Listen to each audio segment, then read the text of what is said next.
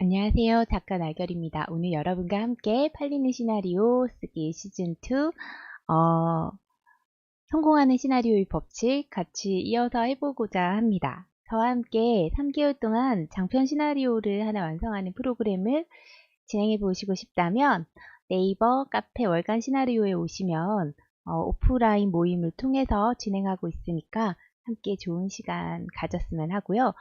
그 외에도 좋은 프로그램들이 많으니까요. 여러분 글 쓰시는데 많은 도움 될 수 있을 거라고 생각하거든요. 그래서 행복한 글쓰기를 위해서 함께 월간 시나리오에 오셔서 저와 소통하면서 글쓰기 한번 해보시면 좋을 것 같아요. 오늘 함께 할 부분은 일부 기획 담당들이 신봉하는 통념들이라고 해서 시나리오를 돌려보거나 사람들과 이야기해봤을 때 나오는 그런 이야기들에 대한 것들을 나눠보고자 해요. 일단 뭐 예를 들면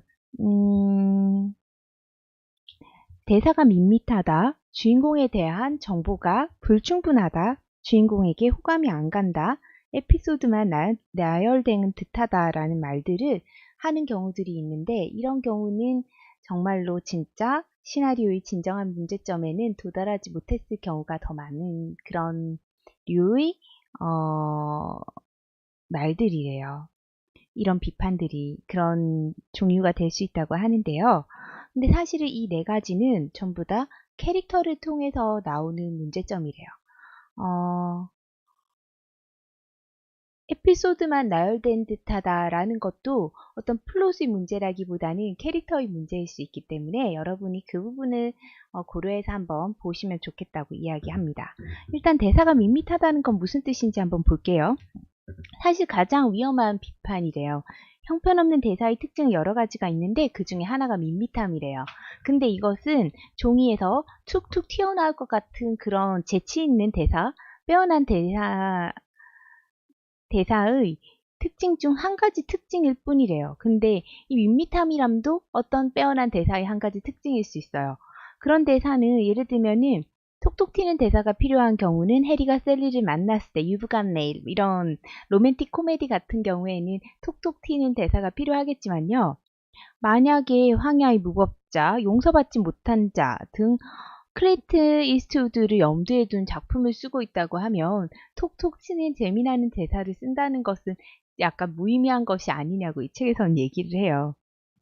그런데 만약에 클린트 이스트우드를 염두에 둔 작품을 쓸 경우에는 대사의 양은 굉장히 적어지고 대사마저도 극도로 절제되어야 되는데 그럴 경우에는 밋밋한 대사라는 비난을 받기가 쉽대요.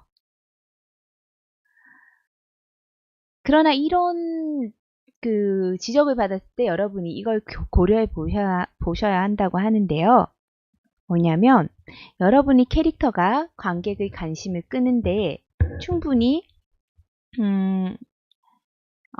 관객의 관심을 끌 만큼 매력적으로 되어 있느냐를 확인해 보라는 뜻이라고 합니다.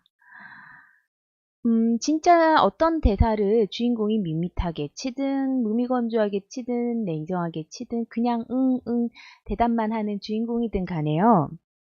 보통 우리가 관심이 가는 사람이라면 그 간단한 말조차도 굉장히 매력적으로 보게 되는데 그렇지 않을 경우는 이 캐릭터 자체가 재미없어 보이는 경우가 많다고 합니다. 그래서 여러분이 이런 지적을 여러분의 시나리오에서 받았을 때는 내 캐릭터가 관심을 끌 만큼 매력적으로 적혀 있는 게 아닌 건 아닌가?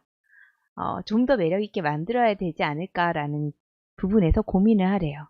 출신 배경도 모르는 주인공에게 영 관심도 가지 않는다면 관객은 그들이 하는 말에 관심을 기울이지 않게 되는 게 당연한 거라고 하고요. 그 결과로 대사는 굉장히 무미건조해 보일 거래요.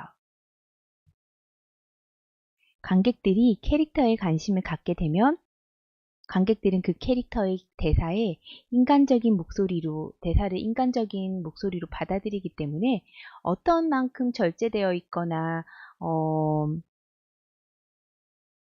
뭐 무미건조해 보이는 말들이라도 굉장히 매력적으로 호감을 가지고 듣고 있다는 거예요. 이것은 우리가 사랑하는 사람, 어떤 사람을 사랑했을 때 그 사람이 어떤 어투를 쓰든 굉장히 좋아 보이잖아요. 그런 것과 같은 이치라고 합니다. 그래서 이런 이야기를 들었을 때는 캐릭터를 수정해야 한다고 하는 거죠. 그러면 대사도 알아서 고쳐질 거고 캐릭터도 좀 더 매력적으로 될 거라고 이 책에서는 이야기합니다. 두 번째 지적으로 주인공에 대한 정보가 불충분하다라는 말을 들었을 때요. 그죠? 어떤 이런 장면을 넣어서 주인공을 뭐 주인공의 전사를 좀 심화시켜주면 안 될까? 이런 얘기를 들었을 때 여러분이 다시 고민해야 될 것들은 이런 것들이에요. 주인공의 출신 배경에 대해서 아무것도 아는 게 없어. 그러니까 그걸 넣어달라고 하는 지적을 받는다면요. 출신 배경을 아무리 열심히 넣더라도 다시 다른 이유로 그 시나리오를 거절할 가능성이 높대요. 이 캐릭터의 과거에 대해서 아는 게 없다고 말이 나올 지경에 이르는다면요. 이 표현은 다른 표현으로 여러분의 캐릭터를 난 잘 모르겠어요. 나는 이 캐릭터가 어떤 인간인지 몰라요. 라는 말을 하는 것과 같대요. 그래서 히트한 영화들을 한번 살펴보면요. 최소한 걸작 영화의 절반가량은 주인공의 과거에 대한 암시만 하거나 아예 과거를 언급조차 하지 않는데요.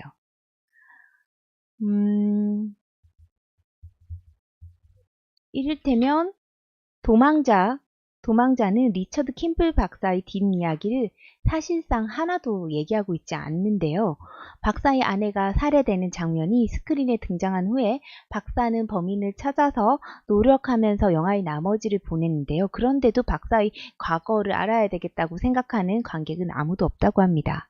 스크린에서 보여주는 박사의 행동이 어느 뒷이야기보다 많은 것을 보여주고 있기 때문에 그는 무고한 구경꾼의 목숨을 구하기 위해 자신의 목숨과 자유를 건다. 그거에 대해서 그 이상 더 알아야 될 게 없다는 느낌으로 캐릭터를 보게 된다는 거예요. 이런 식으로 극에서 진행하는 캐릭터의 행동 전부로 그 캐릭터가 표현될 수 있도록 여러분이 구성하시는 것이 굉장히 중요하다는 거죠.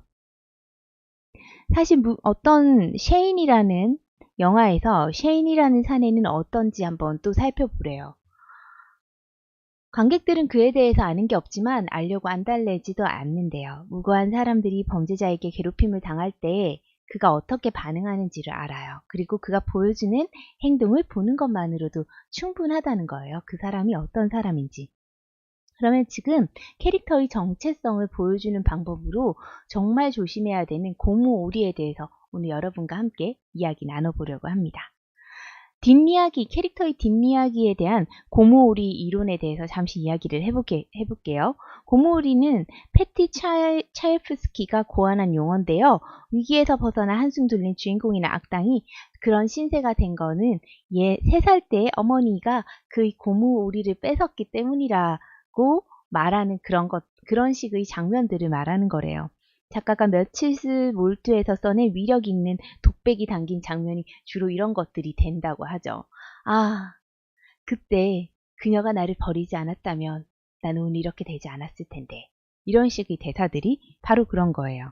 캐릭터의 과거가 중요할 수도 있대요. 배트맨은 어렸을 때 부모님이 강도에게 살해당한 장면을 살해당한 사건에 홀려 있어요. 그가 라텍스 차림으로 악당들을 때려 눕히는 이유도 사실은 그 때문이래요.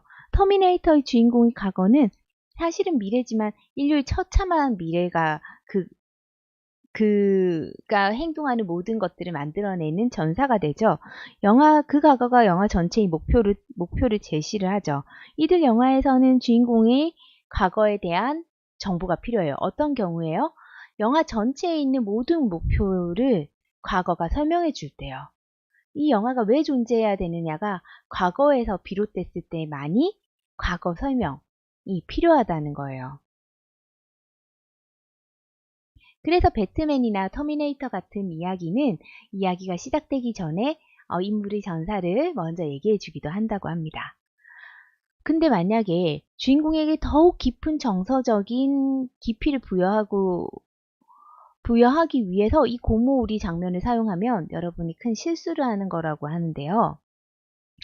그것도 그의 뒷이야기를 지금 현재 이야기가 진행되는 것에 통합시키지 않으면서 정서적으로 깊이만 깊게 하기 위해서 그 고무오리 장면, 과거의 어떤 전사들을 넣기 시작한다면 여러분은 여러분 시나리오에 무시무시한 오리를 잠재워 깨어낼 그런 위험을 감수하는 건지도 모른대요. 캐릭터의 개성을 창조해내는 가장 강력한 방법은 캐릭터의 개성을 전달하는 행동이나 대사를 스크린 위에 등장시키는 거예요. 캐릭터의 개성이 원고지에서 툭툭 나오지 않는다면, 여러분의 길에서 툭툭툭툭 캐릭터의 개성이 나오지 않는다면요, 시나리오 검토 담당자들은 그 캐릭터를 밋밋하다고 생각할 거래요.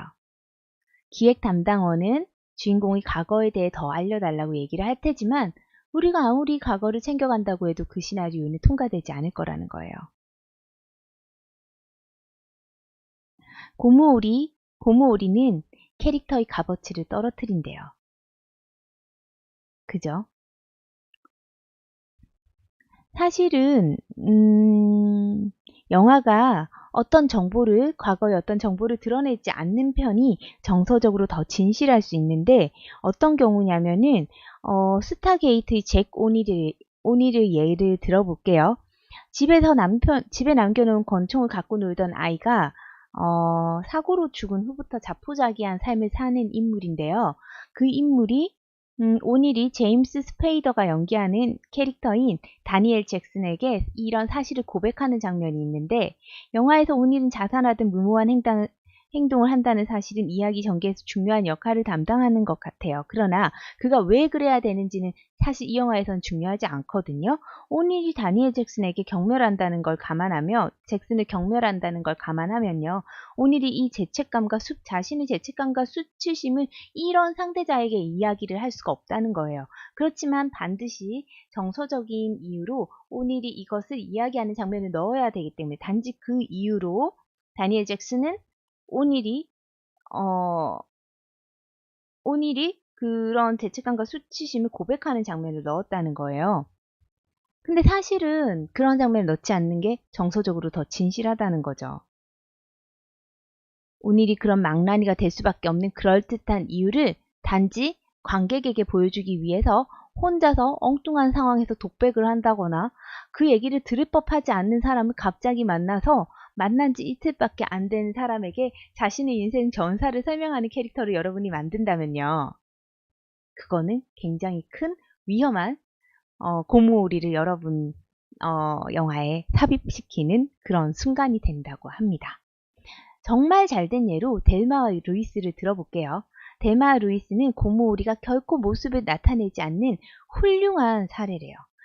영화가 진행되다 보면 루이스, 그러니까 수전 서랜든이 예전에 텍사스에서 뭔가 끔찍한 일을 겪었다는 것을 우리가 모두 알게 되죠. 두 여자가 멕시코 국경을 향해 간 긴 여정을 나서는 것도 사실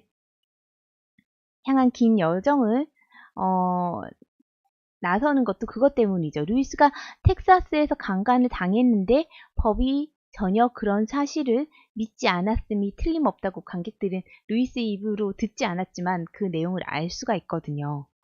그런데 루이스는 영화 내내 그 얘기를 언급하지는 않아요. 한마디도 명확하게 얘기하진 않지만 그로 인해서 그 캐릭터는 더 깊어지죠. 왜냐면 우리는 그 캐릭터의 숨겨진 과거를 그의 말과 행동을 통해서 하나하나 찾아나가게 되니까요. 어떤 기획 담당 임원이 여러분에게 고무오리를 요청하는 것은요, 여러분의 시나리오가 그에게 먹혀들었지 않았다는 것을 뜻한대요.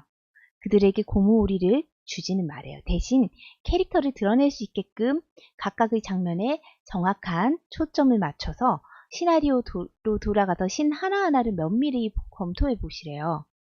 주인공들이 제대로 된 행동을 통해서 관객들에게 자신을 확실하게 보여줄 수 있도록 말이에요. 캐릭터가 자신의 행동에 대해 갖는 느낌을 정확하게 전달했는지, 캐릭터가 말이에요, 자신의 행동에 대해서 자기 스스로 갖는 느낌을 관객에게 정확하게 전달했는지를 확인하고, 그렇지 않다고 판단될 경우에는요, 더욱 참신한 행동을 고안해서 캐릭터에게 맡겨버려요. 자, 이제 관객이 캐릭터를 알 수 있는 두 가지 방법을 알려드릴게요. 오로지 이 두 가지로만 여러분이 여러분의 캐릭터를 전달할 수 있다면 굉장히 매력적인 캐릭터가 될 거예요. 뭐냐면, 일단 캐릭터가 자신에 대해 밝힌 말과 다른 사람이 그에 대해서 하는 말이에요. 두 번째는 직접적인 관찰이에요.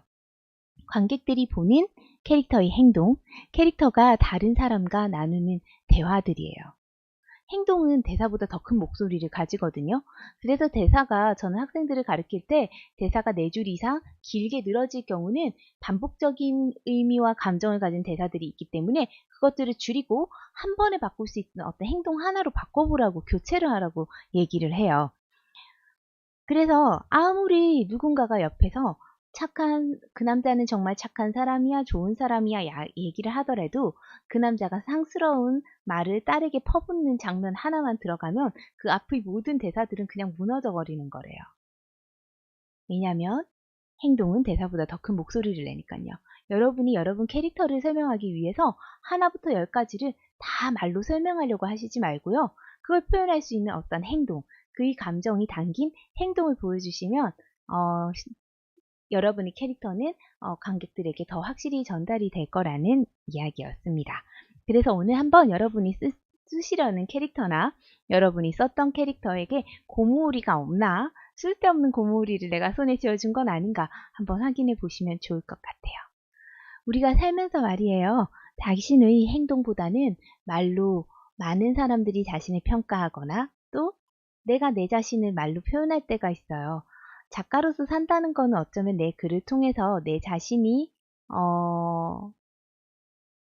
자신이 굉장히 어떤 말로 정의되어지는 것들을 계속 경험하는 과정인데요. 여러분이 시나리오를 누군가가 평가했을 때 그것이 여러분을 평가하는 것은 아니라는 걸 아셨으면 좋겠어요. 왜냐하면 내 시나리오가 오늘 어떻게 쓰여졌던지 나는 발전하는 상태에 있고 나의 시나리오도 곧 발전할 거니까요. 오늘의 이런 얘기를 들었을 때 더 좋은 방향으로 고칠 수 있는 마음가짐만 있으면 힘들 게 없을 것 같아요. 어떤 순간에도 행복한 마음으로 행복한 작가 되시길 바라고요. 오늘은 여기까지 할게요. 감사합니다. 좋은 글 쓰세요.